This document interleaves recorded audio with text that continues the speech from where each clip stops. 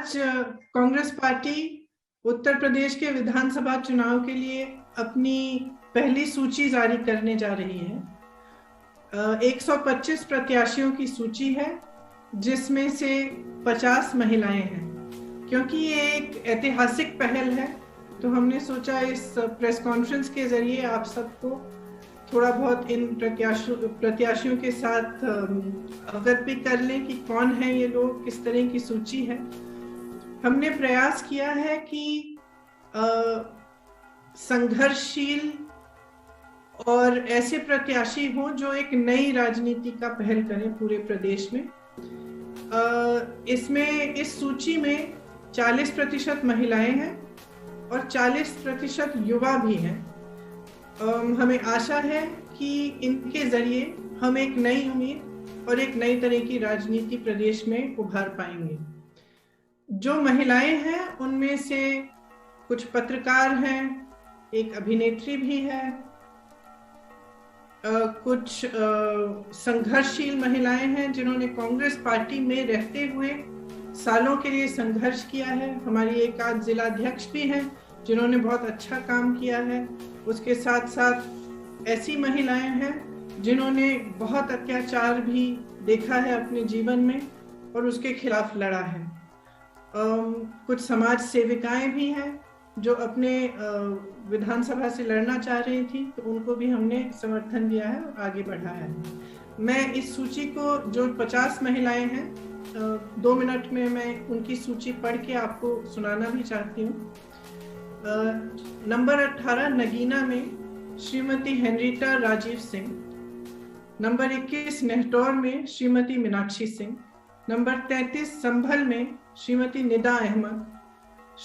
Number 45 Hastinapur में श्रीमती अर्चना गौतम। 46 किठौर में श्रीमती बबीता गुर्जर। 60 गढ़मुक्तेश्वर में श्रीमती आभा चौधरी। 61 नोएडा में श्रीमती पंखुरी पाठक। 86 इतमादपुर में श्रीमती शिवानी सिंह बघेल। 94 में श्रीमती मनोज दीक्षित। 95 टुंडला में श्रीमती योगेश दिवाकर। 98 शिकोहाबाद में श्रीमती शशि शर्मा। 99 सिरसागंज में श्रीमती प्रतिमा पाल। एटा 104 में श्रीमती गुंजन मिश्रा। मैनपुरी 107 में श्रीमती विनीता साखिया। गढ़हल 110 में श्रीमती ज्ञानवती देवी। बिसौली 112 में श्रीमती प्रज्ञा यशोधा। बदायूं 115 में श्रीमती रजनी सिंह। बहेरी 118 में श्रीमती संतोष भारती। बरेली कैंट में 125 में श्रीमती सुप्रिया एरन। जलालाबाद 132 में श्रीमती गुरमीत कौर। पोवाया 134 में श्रीमती अनुज कुमारी। शाहजहांपुर 135 में श्रीमती पूनम पांडे। मोहम्मदी 144 में श्रीमती रितु सिंह। सीतापुर 146 में श्रीमती शमीना शफीक।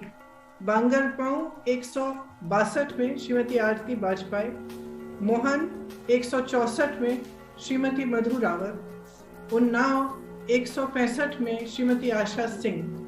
लखनऊ सेंट्रल 174 में श्रीमती सदफ जफर।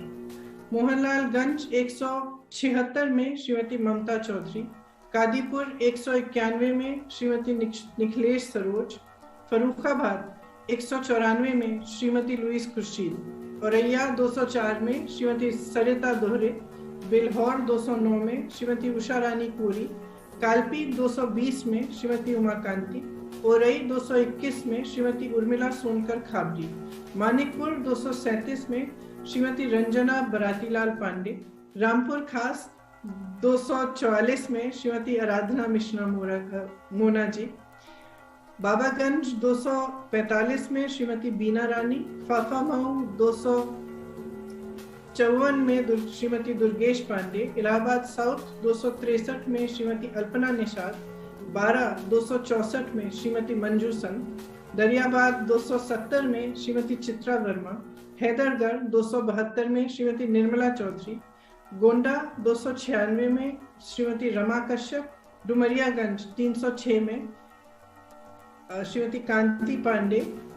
हरैया 307 में श्रीमती लबोनी सिंह, खजनी 325 में श्रीमती रजनी देवी, रामपुर खड़कना में श्रीमती शहला अरहारी 339, सागरी 345 में श्रीमती राणा खातून और मेहनगर 352 में श्रीमती निर्मला भारती। ये हमारी 50 महिलाएं हैं और मुझे बहुत खुशी और बहुत गर्व है कि ये सारी महिलाएं संघर्षशील हैं। कुछ आपने आप तो पहचानते भी होंगे, जैसे आराधना जी जो हमारी CLP लीडर हैं, लुइस खुर्शीद जी जो कई बार चुनाव लड़ चुकी हैं। ऐसी महिलाएं हैं जो काफ़ी बार चुनाव भी लड़ चुकी हैं और ऐसी भी हैं जो पहली बार अपने संघर्ष के लिए, अपनी विचारधारा के लिए चुनाव लड़ रही हैं। इसमें ख़ास तौर से मैं आपको बताना चाहती हूँ कि हमारी उन्नाव की जो प्रत्याशी हैं, जो उन्नाव का बहुत बड़ा रेप का केस हुआ था, उनकी माता जी हैं आशा सिंह जी, वो चुनाव लड़ना चाहती हैं और हमने उनको मौका दिया है कि अपने संघर्ष को वो जारी रखें। और जिस सत्ता के जरिए उनको दबाया गया, उनके परिवार के साथ तरह तरह के अत्याचार किए गए, उनके पति की हत्या की गई, उनके देवर जी आज भी जेल में हैं, उनकी बेटी का बलात्कार किया गया, उसके बाद एक्सीडेंट कराया गया, वही सत्ता अपने हाथों में लें और खुद के लिए अपनी लड़ाई लड़ें। इसी तरह से सोनभद्र में जो आदिवासियों के साथ हुआ था, एक नरसिंहार आपको याद होगा कि हुआ था, जिसमें 13 आदिवासियों की मौत हुई थी। उस समय एक लड़का, आदिवासी लड़का था रामराज गोंड, जिन्होंने उनकी आवाज उठाई, उनके लिए संघर्ष किया। आज रामराज गोंड हमारे जिला अध्यक्ष हैं, पिछले 2 सालों से हमारे जिला अध्यक्ष रहे हैं। उन्होंने राजनीति करनी शुरू की और आज वह सोनभद्र में उम्भा से वह खड़े होंगे और इस संघर्ष को जारी रखेंगे। इसी तरह से आपको मालूम होगा कि आशा बहनों ने कोविड के समय कितनी बड़ी इस देश की सेवा की कि अपने जीवन को ध्यान में न रखते हुए घर घर गईं, सेवा की, जिसको कोरोना था दवाइयाँ पहुँचाएं और उनका मानदेय कभी बढ़ाया नहीं गया। उस मानदेय को बढ़ाने के लिए एक संघर्ष किया गया था। इसमें पूनम पांडे जी आशा बहू हैं, वह उन्होंने संघर्ष को मजबूती से उठाया।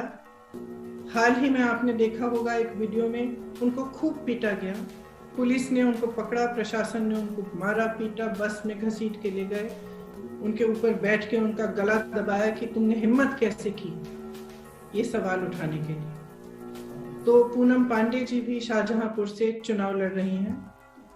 सदफ जाफर के बारे में आप सबने सुना होगा। सदफ जाफर ने NRC CAA के समय बहुत संघर्ष किया, पुलिस उनको उठाकर ले गई, बेवजह उनको जेल में डाला। उनके 2 बच्चे अकेले घर पे थे, उनकी देखभाल के लिए कोई नहीं था, फिर भी सदफ ने खूब संघर्ष किया।